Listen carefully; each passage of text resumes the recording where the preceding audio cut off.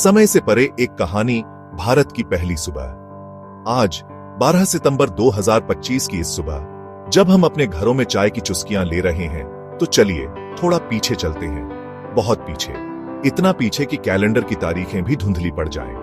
यह कहानी है भारत की। यह किसी एक राजा या एक लड़ाई की कहानी नहीं है, यह एक सभ्यता की कहानी जो समय की नदी में एक मजबूत चट्टान की तरह खड़ी रही। सोचिए, एक ऐसी दुनिया जहां शहर बसाए जा रहे थे जब दुनिया के कई हिस्से अभी अंधेरे में थे। यह वो जमीन थी जहां ज्ञान की पहली किरणें फूटी। यह कहानी उस मिट्टी की है, एक इतिहास दबा है, एक कविता छिपी है, एक अनसुना किस्सा इंतजार कर रहा है। चलिए अब समय की गाड़ी पर बैठकर लगभग 5000 साल पीछे चलते हैं, उस जगह जहां आज पाकिस्तान और पश्चिमी भारत है। यहां सिंधु नदी और उसकी सहायक नदियों के किनारे एक महान सभ्यता सांस ले रही थी। इसे हम सिंधु घाटी सभ्यता या हड़प्पा सभ्यता के नाम से जानते हैं। इसके दो सबसे बड़े शहर थे, हड़प्पा, मोहनजोदारो। ये कोई मामूली शहर नहीं थे, ये उस जमाने के न्यूयॉर्क या लंदन जैसे थे। इनकी बनावट देखकर आज के बड़े बड़े इंजीनियर भी हैरान रह जाते हैं। सीधी सड़कें जो एक दूसरे को समकोण पर काटती थी, जैसे किसी ने फुट्टे से नापकर बनाई हो। इन शहरों की सबसे बड़ी खासियत थी उनकी योजना। हर घर में एक आंगन, एक रसोई, एक स्नानागार होता था। कमाल की बात तो यह है कि उस जमाने में भी यहां ढकी हुई नालियों का इंतजाम था। घरों का गंदा पानी इन नालियों से होकर शहर के बाहर चला जाता था। यह स्वच्छता और नगर नियोजन का एक ऐसा उदाहरण है जो उस समय दुनिया में कहीं और देखने को नहीं मिलता। यहां बड़े बड़े अन्न भंडार थे, जहां पूरे शहर के लिए अनाज सुरक्षित रखा जाता था। और एक विशाल स्नानागार भी मिला है, जिसे ग्रेट बाथ कहते हैं। शायद यह किसी धार्मिक अनुष्ठान के लिए इस्तेमाल होता होगा। हड़प्पा के लोग सिर्फ अच्छे इंजीनियर ही नहीं, बल्कि बेहतरीन कारीगर भी थे। मिट्टी के बर्तन, खिलौने, गहने, हजारों मोहरें मिली हैं। इन मोहरों पर एक सींग वाले बैल, हाथी, बाघ के चित्र बने हैं। साथ ही कुछ लिखा भी है जिसे आज तक कोई पढ़ नहीं पाया है। यह एक ऐसी लिपि है जिसका रहस्य आज भी बरकरार है। सोचकर अजीब लगता है कि हमारे पूर्वज हमसे कुछ कहना चाहते थे, पर हम उनकी भाषा समझ नहीं पा रहे। ये मोहरें बताती हैं कि वे व्यापार करते थे, शायद मेसोपोटामिया यानी आज के इराक तक उनका सामान जाता था। पर फिर अचानक क्या हुआ? यह हंसती खेलती सभ्यता कैसे गायब हो गई? यह आज भी एक बड़ा सवाल है। कुछ कहते हैं नदी ने रास्ता बदल लिया, कुछ भयंकर बाढ़, कुछ लोग जलवायु परिवर्तन, किसी बाहरी आक्रमण को वजह मानते हैं।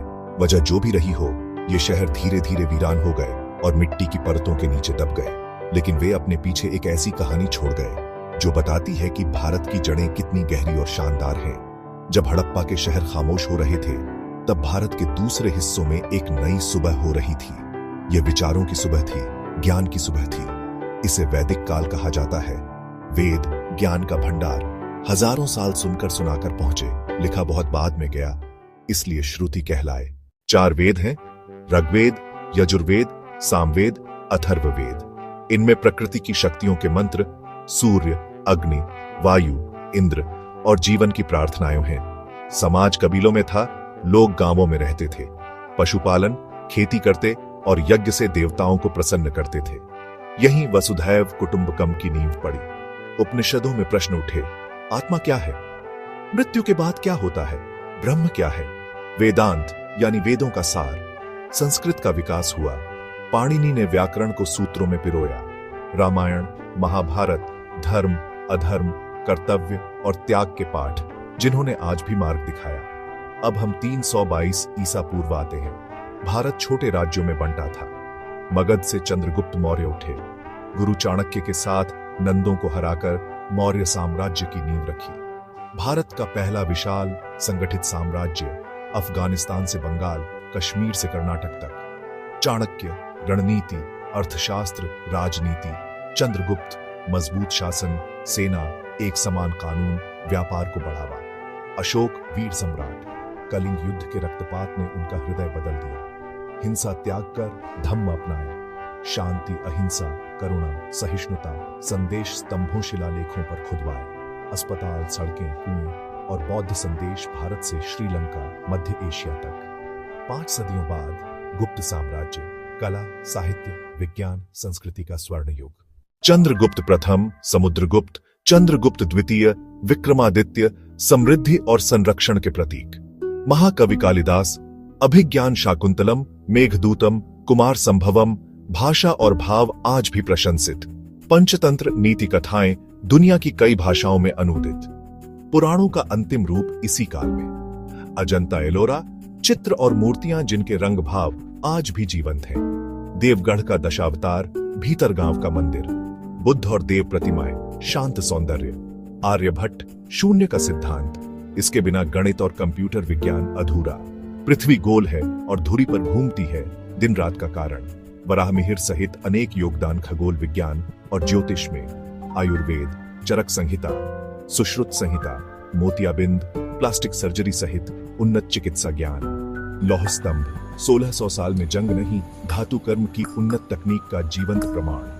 आश्चर्य और गर्व। शास्त्रीय कला, नक्काशी, चित्र, संगीत, नृत्य, भरतनाट्यम, कथक, ओडिसी, कहानियां, भाव, ईश्वर से जुड़ाव, रागों की वैज्ञानिक व्यवस्था। समय आगे बढ़ा और भारत की धरती पर नए लोगों का आगमन हुआ। मध्यकाल में तुर्क शासक और अफगान शासक। 16वीं शताब्दी, बाबर की जीत से मुगल साम्राज्य की नींव। भारत के इतिहास का महत्वपूर्ण मोड़। मुगल अपने साथ नई संस्कृति, नई भाषा, नई वास्तुकला लेकर आए। 3 सदियों तक शासन किया। अकबर, सहिष्णु नीति, जजिया हटाया। राजपूतों को प्रशासन में स्थान, दीन ए इलाही का प्रयास। दरबार विद्वान, कलाकार, संगीतकारों से गूंजता। तानसेन, बीरबल, शाहजहां, इमारतों का शहजादा। ताजमहल, लाल किला, जामा मस्जिद, आगरा किला, फतेहपुर सीकरी, भारतीय फारसी संगम।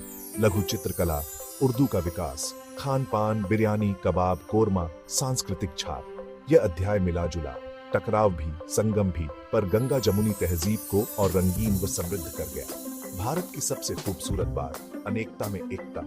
नारा नहीं, सच्चाई है। सैकड़ों भाषाएं, हर कुछ किलोमीटर पर पहनावा, खान पान, रीति रिवाज बदल जाते हैं। उत्तर के बर्फीले पहाड़, दक्षिण का समंदर, पश्चिम का रेगिस्तान, पूरब के घने जंगल, फिर भी एक अनदेखा धागा हमें जोड़ता है।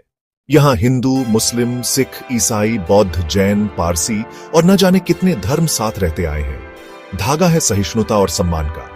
भारत ने बाहरी लोगों व विचारों का स्वागत किया।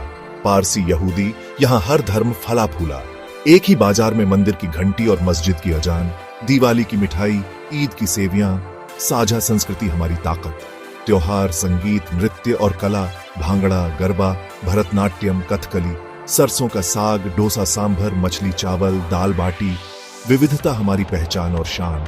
संतों सूफियों ने कहा, ईश्वर एक है, नाम अलग। इंसानियत से बड़ा कोई धर्म नहीं।